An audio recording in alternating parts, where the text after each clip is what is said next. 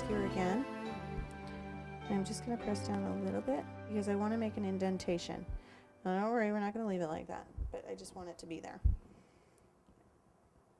And if you take it a little further and press down again on the inside, you can really kind of increase that cool shape you've got going on there.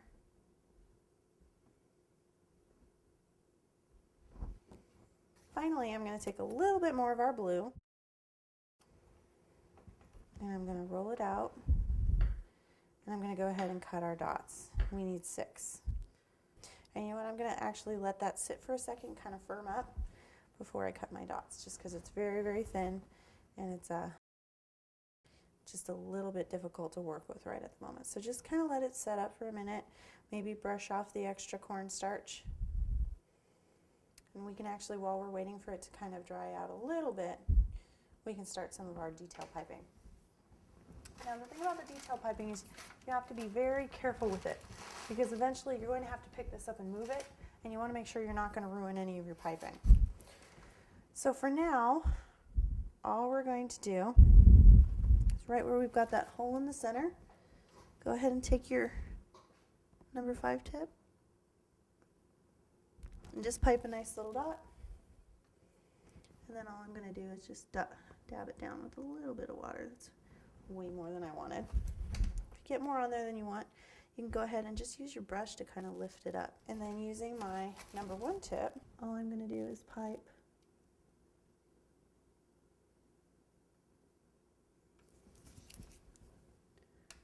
just a little line down the center of my white diamonds.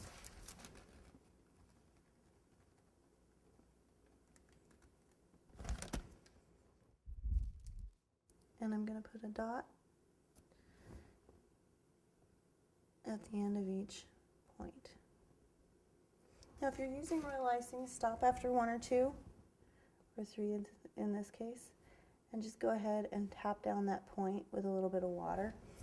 You just don't want it to set up too much.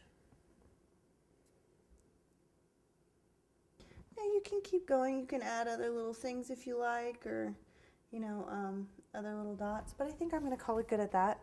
I don't really want it to overwhelm the simplicity of it. And we are going to do a little more piping once we put our dots in there. Now that's kind of firmed up a little bit, so I'm going to start cutting them. Now the only thing that's difficult about using, whoop, my skewer's too big, something like this, is getting it back out. You can kind of tap down where you had to poke it. There we go.